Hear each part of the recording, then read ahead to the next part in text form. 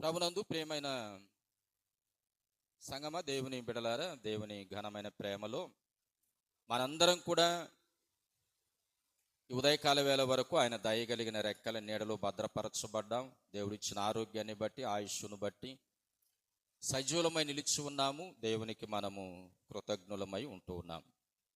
ప్రత్యేకంగా ఇప్పటి వరకు మనము మరి యేసు ప్రభు పునరుత్థానుడై ఆయన లేచిన తరువాత తను సజీవుడు, అంటే ఆయన పునరుత్థానుడై లేచాడు అనేటువంటి దానికి ఆయన ప్రత్యక్షతలే రుజువులు, సాక్ష్యాలు అనేదాన్ని మనం గమనిస్తూ వచ్చాము. అందులో మనం యోహాను సువార్త ఆధారంగా ఆయన పునరుత్థానుడై లేచినటువంటి ఆ సాయంకాలం తన శిష్యులకు ఆయన ప్రత్యక్షమయ్యాడు. వారిలో ఉన్న భయాన్ని పోగొట్టాడు. 8 దినములైన తర్వాత ప్రత్యక్షమయ్యాడు. తోమాకున్న సందేహాన్ని నివృత్తి చేశాడు.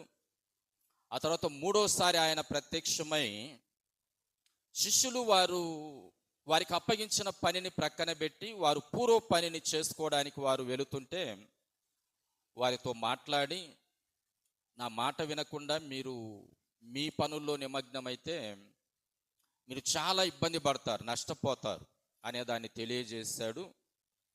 తర్వాత వారికి మరలా తన బాధ్యతలు అప్పగించాడు. నా గొర్రె పిల్లలను మేపండి, నా గొర్రె పిల్లలను కాయండి అనేటువంటి బాధ్యతలు వారికి అప్పగించాడు అనేటువంటి దాన్ని మనం ధ్యానించాం. ప్రతి సంవత్సరం ధ్యానిస్తుంటాం.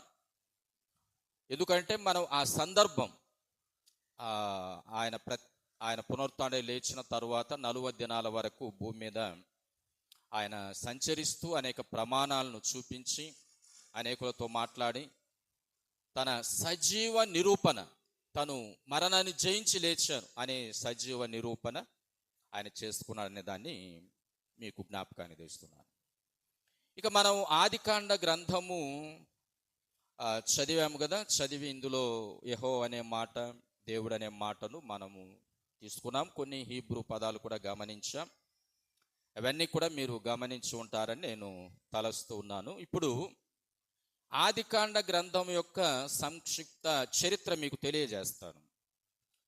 ఈ దినము ప్రకటన గ్రంథ సంక్షిప్త చరిత్ర తెలియజేయాలనుకున్నాను, కానీ ఒక ప్రశ్న నిన్నటి దినం ఒక సహోదరి వేసినటువంటి దాన్ని బట్టి ఆదికాండ గ్రంథమే తెలియజేస్తే బాగుంటుందనే ఉద్దేశంతో ఆదికాండ గ్రంథ సంక్షిప్త చరిత్ర తెలియజేస్తాను. ఏంటా ప్రశ్న అంటే, ఇశ్రాయేలీయులకు ప్రథమ రాజు ఎవరు? మొట్టమొదటి రాజు ఎవరు? సౌలు. అంటే మనము సౌలు అంటున్నాం. మరి ఇశ్రాయేలీయులు వారు ఐగుప్తులో ఉన్నప్పుడు ఫరో రాజుల క్రింద కూడా వారు ఉన్నారు కదా. అంటే ఫరో రాజులు ఐగుప్తు పరిపాలనలో ఉన్నప్పుడు, కాబట్టి వారు ఇశ్రాయేలీల యొక్క రాజుల క్రిందికి రారా వారి పరిపాలనలో అనేటువంటి ఆ ప్రశ్న ఒక సహోదరి అడిగారు. దానికి మరి జవాబు తెలుసుకోవడానికి మనం ఆదికాండ గ్రంథం ఈ సంక్షిప్త చరిత్ర తెలుసుకుంటే అర్థమవుతుందనే విషయాన్ని జ్ఞాపకానికి తెస్తున్నాను.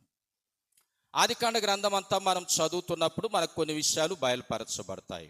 అందులో మొదటిది సృష్టి కార్యక్రమం మనకు తెలియజేయబడుతుంది. సృష్టి యొక్క ఆ క్రమము, ఆ కార్యం మనకు తెలియజేయబడుతుంది. అంటే మనం ఆదికాండం మరి ఆ మొదటి అధ్యాయం చదువుతున్నప్పుడు ఇందులో సృష్టిని దేవుడు 6 దినాలు చేశాడనే దాన్ని మనకు తెలియజేస్తాడు. 7వ దినాన ఆయన విశ్రమించాడు అనేది తెలియజేయబడుతుంది. అదే మనం 2వ అధ్యాయం మొదటి వచనం చదివితే, ఆకాశమును భూమిని వాటిలో ఉన్న సమస్త సమూహములను సంపూర్తి చేయబడెను అనే మాట. ఆకాశము భూమి వాటిలోనున్న సమస్తము మరి సంపూర్ణము చేయబడాయి. సమస్త సమూహమును సంపూర్తి చేశాడు. అంటే ఆకాశం భూమి అంటే ఇంక అన్నీ, ఆకాశంలో ఉన్నవన్నీ భూమి మీద ఉన్నవన్నీ అన్నీ కూడా ఆయన 6 దినాల సృష్టిలో చేశాడు అనేది మనకు తెలియజేయబడుతుంది. ఆ క్రమము కూడా మనకు మొదటి అధ్యాయంలో వస్తుంది. మొదటి దినం ఏం జరిగింది, రెండవ దినం ఏం జరిగింది, మూడవ దినం ఏం జరిగింది అనేది తెలియజేయబడుతుంది. రెండవదిగా సృష్టికర్త యొక్క శక్తి మనకు అక్కడ కనపడుతుంది. సృష్టికర్త యొక్క శక్తి కనపడుతుంది. ఏంటి ఆయన శక్తి, ఆయన సామర్థ్యం అని అంటే ఇవన్నీ కూడా దాదాపుగా ఆయన నోటి మాటతోనే చేశాడు. అందుకే మనం మొదటి అధ్యాయం 3వ వచనంలో అయితే దేవుడు వెలుగు కమ్మని పలుకగా వెలుగు కలిగెను. అలాగే దేవుడు జలముల మధ్య ఒక విశాలము కలిగి ఆ జలములను ఈ జలములను వేరుపరచును గాకని పలికెను. 6వ వచనములో ఈ రీతిగా ఆయన పలుకగా పలుకగా పలుకగా అనే మాట కనపడుతుంది. అంటే ఆయన మాటే ఇలా జరగాలి, ఇలా జరగాలంటే అవి ఎలా జరిగాయి. కాబట్టి ఆయన ప్రభావం, ఆయన శక్తి మనకు అర్థమవుతుంది. అంటే సృష్టిలో ఇవన్నీ కూడా దాదాపుగా ఆయన నోటి మాటతోనే చేశాడు. ఒక్క మానవ నిర్మాణం మాత్రమే ఆయన చేతితో చేశాడు. అంటే నేల మట్టితో మానవ నిర్మాణము జరిగింది అనేది మనకు కనపడుతుంది. మూడవది పాపము యొక్క ప్రవేశము కనపడుతుంది మనకు. ఆదికాండములో పాప ప్రవేశం కనపడుతుంది. 3వ అధ్యాయం మనం మొదటి వచ్చిన చదివినప్పుడు ఆ సర్పము హవ్వ దగ్గరకు వచ్చి, మరి ఈ తోటలో ఉన్న చెట్ల ఫలం లేటినైనా తినొద్దని దేవుడు మీతో చెప్పాడంటే ఆమె కూడా చెప్పింది హవ్వ సర్పంతో, అవును మరి ఫలాలన్నీ తినొచ్చు కానీ ఆ తోట మధ్యలో ఉన్న మంచి చెడ్డల తెలివినిచ్చు ఆ వృక్ష ఫలం మాత్రము తినొద్దన్నాడు, ఒకవేళ మేము తింటే చనిపోతామని చెప్పారు. అపవాది లేక సర్పం అన్నాడు, మీరు చావనే చావరు, వాటిని తింటే మీరు దేవతల్లాగా అయిపోతారు అనే మాట చెప్పాడు. దానికి హవ్వ ఆశపడి మరి ఆమె కొన్ని ఫలాలు తీసుకొని తను తిని తన భర్తకు కూడా ఇచ్చింది అనేది మనకు అర్థమవుతుంది. అక్కడ దేవుడు తినొద్దు అన్నాడు, ఆదాము హవ్వలు ఇద్దరు కూడా తిన్నారు. పాప ప్రవేశము అక్కడ ప్రారంభము అయింది. అందుకే యోహాను గారు తన పత్రిక వ్రాసినటువంటి మొదటి పత్రిక మనం చదువుతున్నప్పుడు 4వ వచనం అంటాడు, పాపము చేయు ప్రతివాడు ఆజ్ఞను అతిక్రమించును, ఆజ్ఞ అతిక్రమమే పాపము. చెప్పిన మాట వినకపోవడమే పాపం. ఆజ్ఞ అతిక్రమం అంటే చెప్పిన మాట వినకపోవడమే. తల్లిదండ్రులు చెప్పిన మాట పిల్లలు వినకపోతే పాపమే. అంటే తల్లిదండ్రులు మంచి మాట చెప్పినప్పుడు వినకపోతే, భర్త చెప్పిన మాట భార్య మంచి మాట అయితే వినకపోతే పాపమే. ఒకవేళ ఒక మంచి మాట భార్య చెప్తే భర్త వినకపోతే పాపమే. అంటే ఆ చెప్పిన దాన్ని వినక అతిక్రమించేటువంటి ఏదైనా తమ తప్పిదాలు మరి సవరించుకోవడానికి చెప్పి ఏదైనా వాళ్ళు అతిక్రమిస్తే అది పాపం అవుతుంది అనే విషయాన్ని ప్రియులారా మనం గమనించాలి. అలాగే సంఘంలో కూడా సంఘం కొన్ని కట్టుబాట్లు, కొన్ని నియమాలు ఏర్పాటు చేసుకుంటుంది. ఆ సంఘ నియమాలను కట్టుబాట్లను అతిక్రమిస్తే కూడా పాపమే.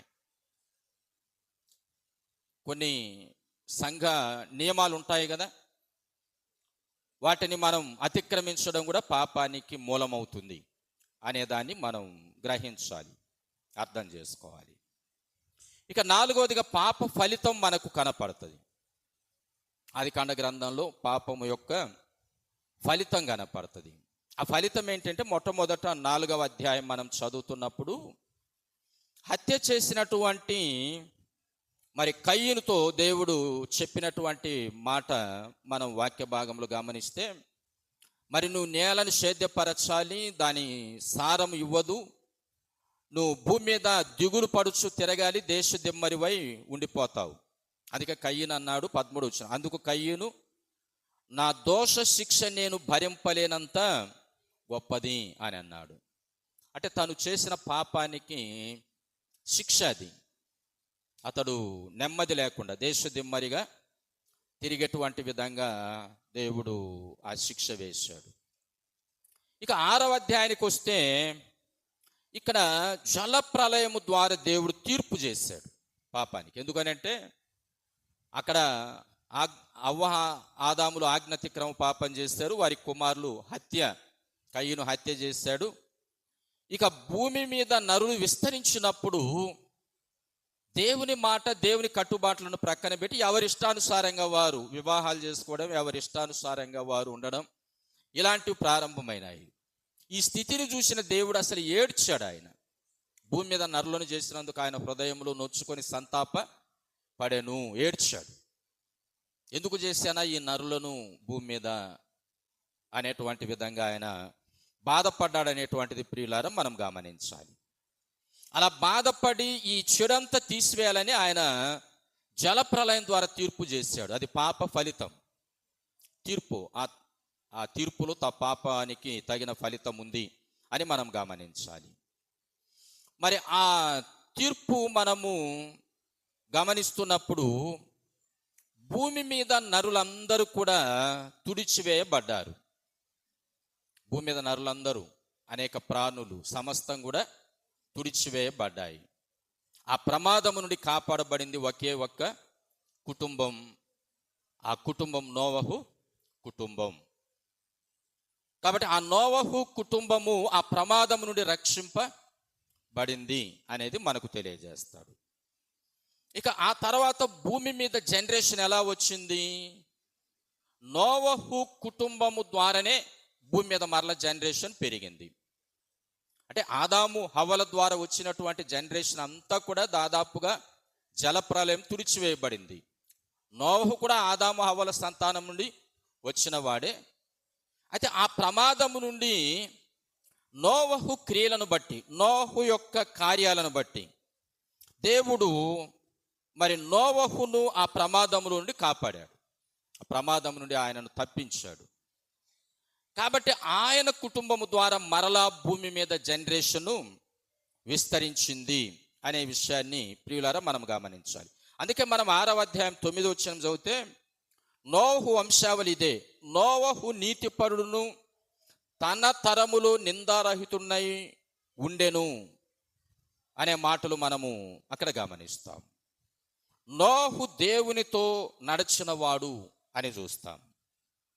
అందుకే 7వ వచనంలో అన్న మాట ఏంటంటే, ఈ తరము వారిలో నీవే నా ఎదుట నీతిమంతుడుగా కనపడుతున్నావు. 7వ అధ్యాయంలో ఈ తరం వారి ఎదుట నీవే నా ఎదుట నీతిమంతుడవుగా కనపడుతున్నావు అని దేవుడైన యెహోవా నోవహును గూర్చి అన్నాడు. ఇప్పుడు నోవహు ద్వారా మరలా భూమి మీద జనరేషన్ విస్తరించింది. అందులో నోవహు కుమారులను గూర్చి వ్రాశాడు. షేము, హాము, యాపెతు అనేటువంటి వారు. ఈ జలప్రలయంలో రక్షింపబడింది 8 మందే. నోవహు భార్య, నోవహు 3 కుమారులు, నోవహు 3 కోడనులు. వారి ద్వారానే ఇక భూమి మీద మరలా జనరేషన్ విస్తరించింది అనేది వాక్య భాగాన్ని బట్టి మనకు అర్థమవుతుంది. ఇక ఆ తర్వాత మనము 6వ విషయాన్ని గమనిస్తే అబ్రహాము జీవిత చరిత్ర, ఇసాకు యొక్క జీవిత చరిత్ర, యాకోబు యొక్క జీవిత చరిత్ర మనకు కనపడుతుంది ఆదికాండ గ్రంథంలో. మరి అబ్రహాము ఏ వంశావళి నుండి వచ్చాడు దానిని మనకు తెలియజేస్తాడు. ఆ అబ్రహాము వంశావళి ఏది అనేది మనము చూస్తే అబ్రహాము యొక్క తండ్రి తెరహు, తెరహు యొక్క తండ్రి నాహోరు. మరి వీరు షేము వంశావళి అనేది మనకు తెలియజేయబడుతుంది. ఆదికాండం 11వ అధ్యాయం మనము చదువుతున్నప్పుడు ఇక్కడ షేము వంశావళి ఇస్తాడు 10వ వచనం నుండి. అయితే 24వ వచనం చూద్దాం. నాహోరు 29 ఏండ్లు బ్రతికి తెరహును కనెను. నాహోరు తెరహును కనిన తరువాత 119 ఏండ్లు బ్రతికి కుమారులను కుమార్తెలను కనెను. తెరహు 70 ఏండ్లు బ్రతికి అబ్రహాము, నాహోరు, హారానును కనెను అనే మాట తెలియజేయబడింది. ఎవరి వంశావళిని? నోవహు కుమారులో షేము వంశావళి. 10వ వచనంలో జ్ఞాపకం చేస్తాడు కదా. అంటే అవన్నీ చదవాలి అని అంటే మనకు టైం చాలదు, అందుకు చెప్తున్నాను. 10వ వచనం షేము వంశావళి అన్నాడు కదా. మరి షేము ఎవరిని కన్నాడు? అర్పక్షదును. అర్పక్షద్ ఎవరిని కన్నాడు? షలహును. షలహు ఎవరిని కన్నాడు? ఏబేరును. ఏబేరు ఎవరిని కన్నాడు? పెలేగును. పెలేగు ఎవరిని కన్నాడు? రయును. రయు ఎవరిని కన్నాడు? షెరూగును. షెరూగు ఎవరిని కన్నాడు? నాహోరును. నాహోరు ఎవరిని కన్నాడు? తెరహును. తెరహు ఎవరిని కన్నాడు? అబ్రహామును. కాబట్టి ఇక్కడ అబ్రహాము ఏ వంశావళి, లేక అబ్రహాము ఎక్కడి నుండి వచ్చాడు అంటే షేము వంశావళి. నోవహు కుమారుడైనటువంటి షేము వంశావళి నుండి అబ్రహాము వచ్చాడు.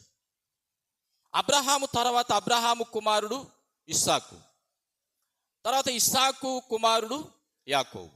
ఇస్సాకుకు 2 కుమారులు.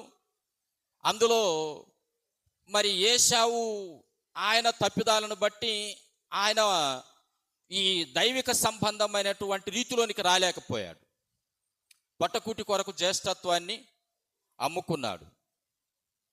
తండ్రి ఇచ్చే దీవెనలు కూడా తను పొందలేకపోయాడు. కాబట్టి ఆయన వంశావళి ఒకవేళ మనకు రాసిన ఇజ్రాయేలు క్రమంలోనికి రాలేదు. ఎదోము వంశావళి ఏశావు ద్వారా విస్తరించింది అనేది మనకు తెలియజేయబడుతుంది. కానీ యాకోబు ద్వారా, జాగ్రత్తగా వినండి, యాకోబు ద్వారా ఇజ్రాయేలు జనాంగము భూమి మీదకి వచ్చింది అనేది మనకు తెలుసు. ఎందుకంటే దేవుడు మరి యాకోబు తన మామ దగ్గర నుండి తిరిగి వస్తున్నప్పుడు, తను ఒంటరిగా మిగిలిపోయినప్పుడు అక్కడ దేవుడు పోరాటం జరిగింది. నీ పేరేంటంటే యాకోబు అన్నాడు. ఇక మీదట నీ పేరు యాకోబు కాదు, ఇజ్రాయేల్ అనబడుతుంది. ఎందుకంటే నువ్వు మనుషులతో దేవునితో పోరాడి గెలిచావు అనేటువంటి మాట చెప్పడం ప్రియులారా మనకు తెలుసు. కాబట్టి ఇజ్రాయేలు అనేటువంటిది యాకోబు 12 కుమారుల యొక్క గోత్రకర్తల ద్వారా ఇజ్రాయేలు జనాంగం వచ్చింది అనేది మనము అర్థం చేసుకోవాలి. అయితే అబ్రహామును దేవుడు పిలిచాడు. అబ్రహామును ప్రత్యేకంగా తెరహుకు ఆయన 3 కుమారులున్న అబ్రహామును ప్రత్యేకంగానే పిలిచాడు. అందులో నువ్వు నీ తండ్రి యొక్క ఇంటిని, మరి నీ బంధువులను అందరిని వదిలిపెట్టి నేను చూపించే దేశానికి నీవు రావాలి అని పిలిచాడు. ఆ మాటకు అబ్రహాం విధేయుడయ్యాడు. ఆయన విధేయుడై దేవుని మాట ప్రకారము దేవుడు తనకు చూపించి తన సంతానానికి వాగ్దాన భూమిగా ఇస్తానన్నటువంటి ఆ ప్రాంతానికి వచ్చాడు. అక్కడ బలిపీఠం కట్టాడు. యెహోవా నామమున ప్రార్థన చేశాడు. అయితే అక్కడికి ఆయన వచ్చిన తరువాత ఆయన వచ్చినటువంటి ఆ ప్రాంతంలో కరువు వచ్చింది. అంటే ఆహారం, నీళ్లు అక్కడ దొరకని పరిస్థితి. అప్పుడు ఆయన ఐగుప్తు దేశానికి వెళ్ళాడు అనే మాట మనకు 10వ వచనంలో కనపడుతుంది. 12వ అధ్యాయం. అప్పుడు ఆ దేశంలో కరువు వచ్చెను. ఆ దేశంలో కరువు భారముగా ఉన్నందున అబ్రహాము ఐగుప్తు దేశంలో నివసించుటకు అక్కడికి వెళ్ళెను. ఐగుప్తు దేశంలో నివసించుటకు అక్కడికి వెళ్ళెను. సరే, ఇప్పుడు మనము నోవహు వంశావళిలోనే జనరేషన్ అంతా వచ్చింది. అబ్రహామును దేవుడు పిలిచాడు. అబ్రహాము షేము వంశావళి నుండి వచ్చాడు. మరి ఐగుప్తు దేశము, మరి ఐగుప్తు ప్రజలు, అంటే అబ్రహామును దేవుడు పిలిచిన ఆ కాలానికి ఆ దేశంలో కరువు వచ్చినప్పుడు ఆయన ఐగుప్తుకు వెళ్ళాడని తెలియజేయబడుతుంది కదా. మరి ఈ ఐగుప్తు ఏమిటి? ఐగుప్తులో ఉన్న జనాభా ఎవరు? నోహు కుమారుల ద్వారానే జనరేషన్ వచ్చింది అంటున్నాం కదా. మరి ఈ ఐగుప్తు దేశం, ఐగుప్తులో ఉన్నటువంటి జనాభా ఎవరు? అబ్రహాము దేవుడు పిలిచిన వాగ్దాన భూమికి వచ్చిన తరువాత అక్కడ కరువు వచ్చినప్పుడు ఆయన ఐగుప్తుకు వెళ్ళాడు అనేటువంటిది వాక్య భాగంలో మనకు అర్థమవుతుంది. కాబట్టి ఆయన అక్కడి నుండి ఐగుప్తుకు వలస వెళ్ళాడు అబ్రహాం అనేది మనకు తెలియజేయబడుతుంది. మరి ఈ ఐగుప్తు దేశంలో ఉన్నటువంటి ప్రజలు ఎవరు అంటే వీరు కూడా నోవహు వంశావళి నుండి వచ్చినటువంటి వారే. నోహు వంశావళి నుండి వచ్చినటువంటి వారే.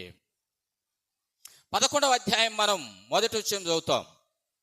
అక్కడ భూమి అంతటా ఒక్క భాష, ఒక్క పలుకు ఉంది. వారు గోపురం కట్టడానికి ప్రయత్నం చేశారు. దేవుడు దిగి వచ్చాడు. వీరు కట్టేటువంటి ఈ గోపురం ద్వారా వీళ్ళు గొప్ప ప్రమాదాన్ని ఎదుర్కొంటాడని అక్కడ వారి భాషలు తారుమారు చేశాడు. అంటే అనేక భాషలు, మొదట ఒక్క భాషే ఉంది, అనేక భాషలు. అంటే ఇప్పుడు షేము వంశావళికి ఒక భాష అనుకోండి, హాము వంశావళికి ఒక భాష, యాపేతు వంశావళికి ఒక భాష, ఇలా వారికి పుట్టినటువంటి బిడ్డలకు రకరకాల భాషలు. ఇప్పుడు వారు ఒకరితో ఒకరు మాట్లాడేది వారికి అర్థము కాలేదు. ఎవరి వంశావళిలో ఎవరికి ఏది అర్థమవుతుందో వారొక ప్రక్కకు వెళ్ళిపోయారు, ఎవరు ఏది వారికి అర్థమవుతుందో వారొక ప్రక్కకు వెళ్ళిపోయారు. అలా భూమి అంతటా నరులు చెదరగొట్టబడ్డారు అనేది మనకు అర్థమవుతుంది. ఎలా అంటే భాష రాక, మొదట వారు ఒక హీబ్రూ భాష మాట్లాడుకుంటున్నారు. దేవుడు వారు చేసే కార్యం అంత మంచిది కాదు, వారు తలంపు అంత మంచిది కాదని తలంచినప్పుడు అనేక భాషలు పుట్టించాడు. ఆ భాషలు తారుమారైపోయి ఒకరి భాష ఒకరికి అర్థము కాలేదు. అంటే ఒక్కొక్కరికి ఒక్కొక్క భాష, హీబ్రూ భాష మర్చిపోయాడు ఈయనకేదో ఒక గ్రీకు భాష ఇచ్చాడు, హీబ్రూ భాష మాట్లాడే శక్తి కోల్పోయాడు. ఈయన గ్రీకు భాషలో మాట్లాడితే ఆయనకు అర్థం కాలేదు, ఆయన హీబ్రూ భాషలో మాట్లాడితే ఈయనకు అర్థము కాలేదు. ఎందుకంటే వీరు భూమి అందంతటా చెదరిపోవాలి, ఒక దగ్గర ఉండటం మంచిది కాదనేటువంటి విధంగా దేవుడు అలా చేశాడని ప్రియులారా మనం అర్థం చేసుకోవాలి. కాబట్టి ఈ భూమి అందంతటా చెదరగొట్టబడిన తరువాత ఐగుప్తు అనేటువంటి ఈ దేశం, ఐగుప్తు అనేటువంటి దేశం ఉంది కదా, ఈ దేశం యొక్క మొట్టమొదటి పేరు ఏంటంటే మిస్రాయిము అనేటువంటిది ఈ దేశం మొదటి పేరు. తర్వాత దీన్ని గ్రీకు భాషలో ఐగుప్తు అనే పేరు పెట్టారు. హీబ్రూ భాషలో దీని పేరేంటంటే మిస్రాయిము అనేటువంటి పేరు. మిస్రాయిం అనేటువంటి పేరు మనకి ఎక్కడ వస్తుంది? చదువుకున్నాం మనము, ఇప్పుడే చదువుకున్నటువంటి లేఖన భాగంలోనే ఏదో ఆలోచిస్తున్నారు మీరు. హాము కుమారులు కూషు, మిస్రాయిము, పూతు, కనాను అనువారు. 10వ అధ్యాయం 6వ వచనంలో చదివాం కదా. హాము కుమారులు కూషు, మిస్రాయిము, పూతు, కనాను అనువారు. 4 కుమారులు. ఎవరికి? హాముకు. షేము వంశావళి అబ్రహాం వచ్చాడు కదా. ఇప్పుడు హాము వంశావళిలో 4 కుమారులు, 4లో ఒక ఆయన పేరు మిస్రాయిము. ఒక్కొక్కరు ఒక్కొక్క ప్రాంతానికి చెదరిపోయారు కదా. చెదరిపోయిన తర్వాత ఈ మిస్రాయిము అనేటువంటి వాని ద్వారా విస్తరించినటువంటి జనాంగమే ఐగుప్తీయులు అనేటువంటి వారు. అర్థమైందా ఇప్పుడు? అంటే ఐగుప్తీయులు అంటే వాళ్ళు ఎవరో ఏంటో అని కాదు. తర్వాత మనకు అక్కడ వంశావళంతో ఇస్తూ ఫిలిస్తీయులకు ఇశ్రాయేలుకు కూడా గొప్ప పోరాటం. ఈ ఫిలిస్తీయులు ఎవరో కూడా చెప్పాడు. ఫిలిస్తీయులు ఎవరంటే కస్లూహీయులలో నుండి వచ్చినటువంటి వారు. 14 వచనంలో చెప్పాడు కదా. కాబట్టి భూమి మీద ఉన్న జనరేషను వారు అమోరీయులైనా మోయాబీయులైనా, ఎందుకంటే మనకు లోతు కుమారులతో పుట్టినటువంటి వారు కూడా ఒక్కొక్క మోయాబీయులు, వారు అమ్మోనీయులు అనేటువంటి విధంగా వారు కూడా కొన్ని వంశావళులు అయిపోయారు. కాబట్టి ఐగుప్తు అని మనం చెప్పుకునేటువంటి ఈ దేశము, ఆ రోజు ఉన్నటువంటి దేశము, గ్రీకు భాష లేనప్పుడు హీబ్రూ భాషతో వారు ఉన్నప్పుడు దాన్ని మరి మిస్రాయిము అనేటువంటి పేరు దానికి.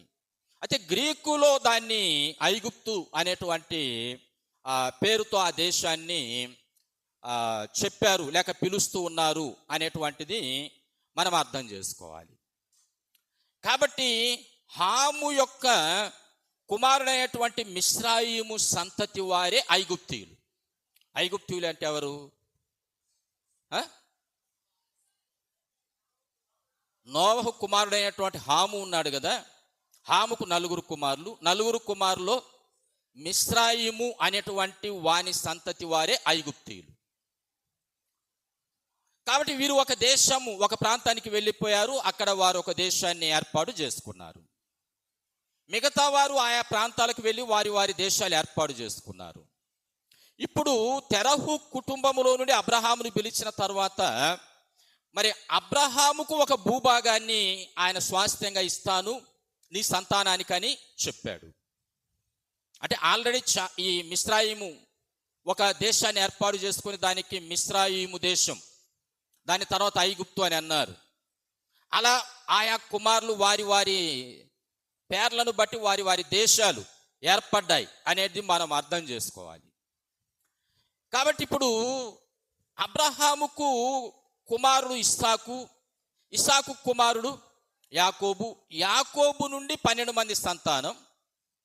మరి ఈ 12 మంది సంతానం యాకోబు కలిగిన తరువాత వారు ఇశ్రాయేలీయులుగా పిలువబడతారు. ఇశ్రాయేలీయులు అనేటువంటి పేరు దేవుడు వారికి పెట్టాడు. ఇప్పుడు కరువు కాలం వచ్చిన తరువాత వీరందరూ కూడా ఐగుప్తులో ధాన్యము కొనడానికి వెళ్ళారు అనేటువంటిది మనకు అర్థమవుతుంది. ఐగుప్తులో ధాన్యం కొనడానికి వారు వెళ్ళారు అనేది మనకు వాక్య భాగంలో తెలియజేయబడుతూ ఉంది. ఆ తర్వాత మరి యోసేపు వారు అన్నదమ్ములు అని తెలుసుకున్న తర్వాత యోసేపు వారిని ఐగుప్తుకు రమ్మని చెప్పాడు. ఇక్కడ మీరు ఉండడానికి అన్ని వసతులు ఏర్పాటు చేస్తాను రమ్మని చెప్పాడు. అప్పుడు ఎంతమంది వెళ్ళారు అంటే అబ్రహాము దగ్గర నుండి ఈ 12 మంది సంతానం, వారికి సంతానం మొత్తం ఎంతమంది వెళ్ళారు? 46వ అధ్యాయం ఆదికాండం 27వ వచనం చదువుతున్నప్పుడు, ఐగుప్తుకు వచ్చిన యాకోబు కుటుంబపు వారందరూ 70 మంది వెళ్ళారు. వీరు మొత్తము అబ్రహాము సంతానం. అబ్రహాముకి ఇస్సాకు, ఇస్సాకు యాకోబు, యాకోబు సంతానం. వీరందరూ 70 మంది వారు ఉన్నటువంటి ఆ ప్రదేశము నుండి వారు ఐగుప్తుకు ధాన్యం కొనడానికి వెళ్ళారు అనేది మనం అర్థం చేసుకోవాలి. వీరు అక్కడ దాదాపుగా ఎన్ని సంవత్సరాలు ఉన్నారు? దాదాపుగా వారు 430 సంవత్సరాలు అక్కడ ఉన్నారు. ఆ విషయం మనకు నిర్గమకాండం చదువుతున్నప్పుడు మనకు అర్థమవుతుంది. నిర్గమకాండం 12వ అధ్యాయం మనం చదువుతుంటే, ఇశ్రాయేలీయులు ఐగుప్తులో నివసించిన కాలము 430 సంవత్సరాలు. 430 సంవత్సరాలు వారు అక్కడ బ్రతికారు. వారు తిరిగి దేవుడు వారిని వాగ్దాన భూమికి నడిపిస్తున్నటువంటి కాలంలో అప్పుడు వారు మరి లక్షల జనాభాతో వచ్చారు. దాదాపు 6 లక్షల మంది కాల్బలమే వారికి ఉన్నట్లు మనకు వాక్య భాగంలో తెలియజేయబడుతుంది. ఇప్పుడు వీరు ఐగుప్తుకు వెళ్ళే ఆ కాలము వచ్చేంత వరకు అబ్రహాముకు ఒక రాజ్యము, ఒక రాజ్య పరిపాలన లేదు. అబ్రహాం వంశావళిలో ఒక రాజ్యము దేవుడు ఇస్తానని పిలిచాడు, కానీ అక్కడ రాజ్య స్థాపన జరగలేదు. వీరు అక్కడ సుఖక్షేమంగా జీవించడానికి అవకాశం కూడా లేదు. కరువు వచ్చింది, ఐగుప్తుకు వెళ్ళిపోయారు. మరలా ఇక్కడ కరువు వచ్చింది యాకోబు కాలంలో, అప్పుడు మరలా వారు ఐగుప్తుకు వెళ్ళారు. కాబట్టి ఇప్పుడు వీరు రాజ్యంగా ఏర్పడలే. రాజ్యంగా ఏర్పడి రాజుల పరిపాలనలో వీరు లేరు. అంటే అబ్రహాం కుటుంబం రాజులుగా వారు ఏర్పాటు లేరు. అయితే మిస్రాయిము కుటుంబం ఐగుప్తులో వారు ఒక రాజ్యముగా ఏర్పడి వారు రాజులుగా ఒక పరిపాలన విధానాన్ని కొనసాగించుకుంటూ వచ్చారన్నమాట. కాబట్టి మనం నిర్గమకాండం చదువుతున్నప్పుడు ఐగుప్తు రాజులను గూర్చి వ్రాస్తాడు. ఐగుప్తు రాజుల్లో ఫరో అనే మాట వ్రాస్తాడు. అంటే ఐగుప్తు దేశాన్ని పరిపాలించేటువంటి రాజులను ఫరో అనేటువంటి ఆ బిరుదుతో సంబోధిస్తారు. అది వాళ్ళ పేరు కాదు, ఫరో అనే మాటతో వారిని సంబోధిస్తారు. చాలామంది రాజులు పరిపాలిస్తున్నా వారిని ఫరో అంటారు. ఇప్పుడు మన దేశాన్ని పరిపాలించే వ్యక్తిని మనం ఏమంటాము? ప్రధానమంత్రి అని అంటాం. మన దేశాన్ని పరిపాలించడు ప్రధానమంత్రి అని అంటాం. అలాగే ఐగుప్తు దేశాన్ని పరిపాలించేటువంటి రాజులను ఫరో అనేటువంటి మాటతో వారిని సంబోధిస్తారన్నమాట. ఫరో అనే మాటతో సంబోధిస్తారు. ఇప్పుడు ఇశ్రాయేలీయులు ఐగుప్తుకు వెళ్ళారు. ఐగుప్తుకు వెళ్ళిన ఎవరి పరిపాలన క్రింద ఉన్నారు? వారు ఐగుప్తీయుల పరిపాలన క్రింద ఉన్నారు. ఒకవేళ అక్కడ యోసేపు ధనాగారం మీద ఆయన రాజుతో సమానమైనటువంటి ప్రతిపత్తి తనకున్నా, ఇప్పుడు ఈ యాకోబు వంశావళిలో లేక అబ్రహాము వంశావళిలో ఒక రాజ్య స్థాపన జరిగి ఒక రాజు వారికి లేడు. కాబట్టి ఇప్పుడు ఫరో రాజు లేక ఐగుప్తులో వారు ఉన్నప్పుడు, ఫరో పరిపాలనలో వారు ఉన్నప్పుడు అది ఇశ్రాయేలీయుల రాజరిక వ్యవస్థ కాదు. అది ఇశ్రాయేల్ రాజరిక వ్యవస్థ కాదు. ఆ తర్వాత వారు అక్కడ శ్రమలు వచ్చాయి. నిర్గమకాండం మనం చదువుతున్నాం ఇప్పుడు. ఆ శ్రమలో వారు దేవునికి మొరపెట్టారు. దేవుడు వారిని అక్కడి నుండి మరలా వాగ్దాన భూమికి నడిపించాడు. వాగ్దాన భూమికి నడిపించిన తరువాత వారికి న్యాయాధిపతులను ఏర్పాటు చేశాడు. మనకు ఆదికాండం నుండి ద్వితీయోపదేశ కాండం వరకు ఇవన్నీ ఇశ్రాయేలు చరిత్ర. ఇక్కడ ఆదికాండంలో మనకు మరి సృష్టి క్రమము, సృష్టికర్త యొక్క శక్తి, పాప ప్రవేశం, పాప ఫలితం ఎలా ఉంటుంది, ప్రమాదంలో ఎలా రక్షింపబడ్డారు, దేవుని పిలుపు ప్రకారం అబ్రహాం ఎలా వచ్చాడు, ఆ తర్వాత అబ్రహాము కుటుంబ జీవిత చరిత్ర, ఇస్సాకు కుటుంబ జీవిత చరిత్ర, యాకోబు కుటుంబ జీవిత చరిత్ర, ఇవన్నీ వ్రాయించాడు. నిర్గమకాండంలో ఇశ్రాయేలుకు వచ్చిన ఆపద నుండి వారు దాటిపోవడం, నిర్గమము అని అంటే దాటిపోవడం, వారికి వచ్చిన ఆపద నుండి వారు దాటిపోవడం, దాన్ని నిర్గమకాండము అని అన్నారు. తర్వాత లేవియ కాండం అంటే ఇశ్రాయేలీలు వారి భూభాగానికి వచ్చిన తరువాత అక్కడ దేవుని కార్యాలు జరపడానికి లేవీయులను ఒక ప్రత్యేకమైనటువంటి వంశావళి ఏర్పాటు చేశారు.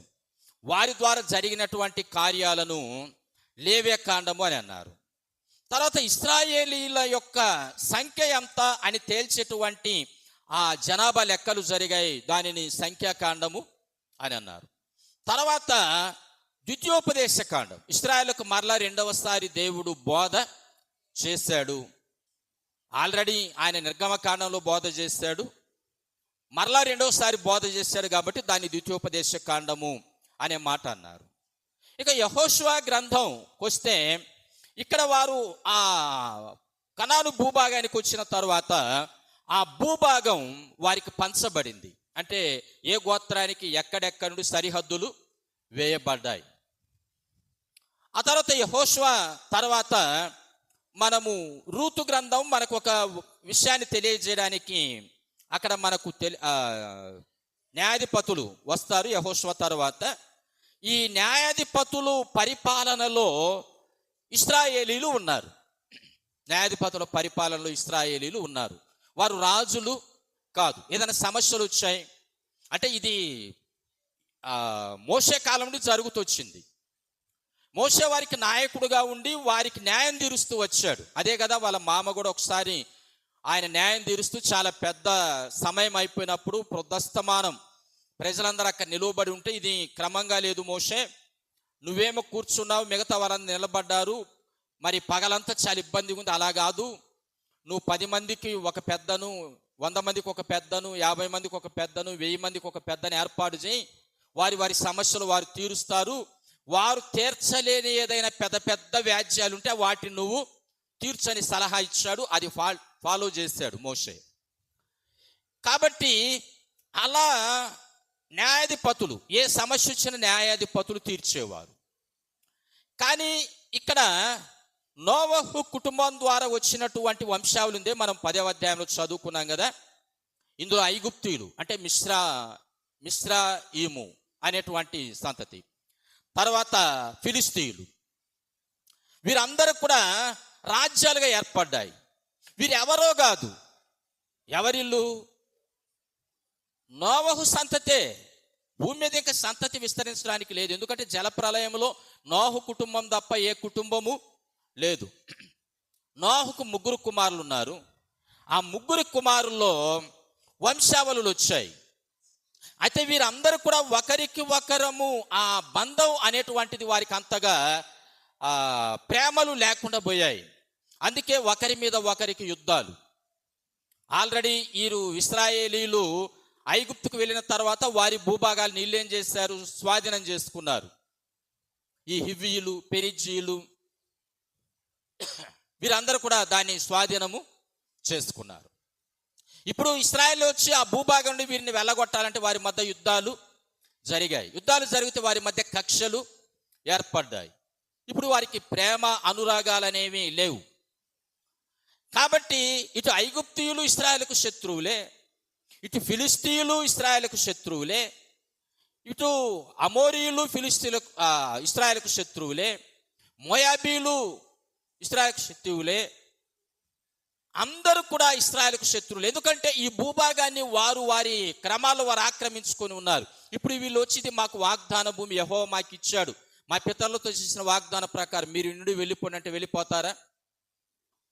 మనం ఒక 10 సంవత్సరాలు ఒకవేళ మనము మన గ్రామం వదిలిపెట్టి వెళ్ళిపోతే మనకి ఏదన్నా అంత భూభాగం ఉంటే ఆ ప్రక్క వాళ్ళు ఆక్రమించుకుంటారు, అంతే కదా.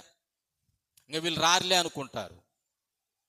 మరలా మనం ఏదో ఒక 20 సంవత్సరాల తర్వాత వారి తరం అంతరించి వాళ్ళ పిల్లల తరము ఎవరన్నా ఒకవేళ వారి మనమరాలు వచ్చి మాదంటే ఎప్పుడురా, నువ్వు ఎప్పుడు వచ్చావు, నువ్వు అప్పుడు పోతే ఇది ఉంటుందా, ఇది నా హక్కులో ఉంది, నేను కాపాడాను దీన్ని, ఇప్పుడు వచ్చి నువ్వు నాదంటే ఇస్తానా అంటాం కదా. అలా ఇశ్రాయేలీలు వెళ్ళిపోయిన తరువాత 430 సంవత్సరాలు వారు ఆ ఐగుప్తులో ఉంటే ఈ భూభాగం వారి కోసం ఎత్తిపెట్టదుగా. ఈ భూభాగాన్ని వీరందరూ ఆక్రమించుకున్నారు. ఇప్పుడు వారిని పారదోలాలి. ఇప్పుడు వీరందరూ శత్రువులే. అంత నోహు కుటుంబమే, నోహు ద్వారా వచ్చిన వంశావల్లే.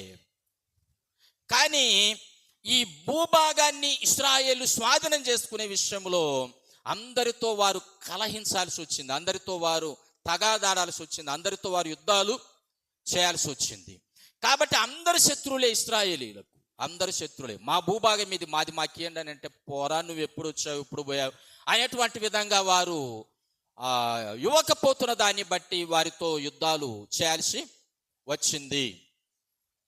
కాబట్టి ప్రియులారా, ఇశ్రాయేలీలు ఆ భూభాగాన్ని ఆక్రమించుకున్న తర్వాత న్యాయాధిపతుల కాలంలో ఉన్నారు. ఇక చుట్టుప్రక్కల దేశాల్లో రాజులు ఉన్నారు, యుద్ధాలు జరుగుతున్నాయి. అలాంటి సందర్భంలో ఇశ్రాయేలీలు మాకు రాజు ఉంటే బాగుంటుంది అని సమూయేలు దగ్గరికి వెళ్ళి అడిగారు. సమూయేలు మొదటి గ్రంథం. మాకు కూడా అందరికీ రాజులు ఉన్నారు చుట్టుప్రక్కల, మాకు కూడా ఒక రాజు ఉంటే బాగుంటుంది అని అడిగితే సమూయేలు కొంత బాధపడ్డాడు. అయితే దేవుడు ఏమన్నా అంటే, సమూయేలు నువ్వేం బాధపడొద్దు, వారి కోరిక ప్రకారం నేను ఒక వ్యక్తిని ఏర్పాటు చేస్తాను, వారి రాజుగా అభిషేకించమన్నాడు. అప్పుడు సౌలును ఇశ్రాయేలుకు రాజుగా అభిషేకించాడు. అంటే ఇశ్రాయేలు రాజ్యం ఏర్పడిన తరువాత, ఇశ్రాయేలు ఐగుప్తులో ఉన్నారు కదా, ఐగుప్తు ఫరో పరిపాలనలో మరి ఇశ్రాయేలీలకు ఫరో కూడా రాజు కదా కాదు. ఎందుకని? ఇశ్రాయేలులు అక్కడ వలస ఉన్నారే కానీ అది ఇశ్రాయేలు రాజ్యము కాదు. వాళ్ళు అక్కడికి వెళ్ళి వలస ఉన్నారు, ఆ రాజు పరిపాలన కింద ఉన్నారు. అయితే ఇశ్రాయేలీలు వచ్చి ఒక భూభాగాన్ని ఏర్పాటు చేసుకున్న తర్వాత వారు న్యాయాధిపతుల కాలంలో చాలా కాలం కొనసాగారు. ఆ తర్వాత రాజు కావాలనుకున్నారు. దేవుడు వారి కోరిక మేరకు రాజును ఏర్పాటు చేశాడు. ఆ రాజే ఎవరు? సౌలు. కాబట్టి ఇశ్రాయేల్ మొదటి రాజు ఎవరంటే సౌలు. ఇశ్రాయేల్ ఐగుప్తులో కూడా ఉన్నారు కదా, ఫరో రాజు వారికి మొదటి రాజు కదా. అంటే అది ఇశ్రాయేలు రాజ్యము కాదు, ఇశ్రాయేలు రాజ్యము కాదు అది. ఇశ్రాయేలు ఐగుప్తులో వారు వలస వెళ్ళి అక్కడ ఉన్నారు. కాబట్టి రాజ్యముగా ఇశ్రాయేలు రాజ్యం ఏర్పడిన తరువాత న్యాయాధిపతుల కాలము మరి అంతరించి రాజుల కాలం ప్రారంభమైనప్పుడు దేవుడు ఏర్పాటు చేసినటువంటి మొదటి రాజే సౌలు. కాబట్టే ఇశ్రాయేల్ మొదటి రాజు ఎవరంటే సౌలే గాని ఫరో కాదు అనే విషయాన్ని మనము అర్థం చేసుకోవాలి. ఆ తర్వాత మరి సౌలు తర్వాత దావీదు గారు, దావీదు తర్వాత సొలొమోను, సొలొమోను తర్వాత సొలొమోను కుమారుడు. ఇలా ఇశ్రాయేలు యొక్క రాజ్యము విభాగింపబడిన తర్వాత కూడా దావీదు వంశావళిలో యూదా రాజ్య పరిపాలన జరిగింది.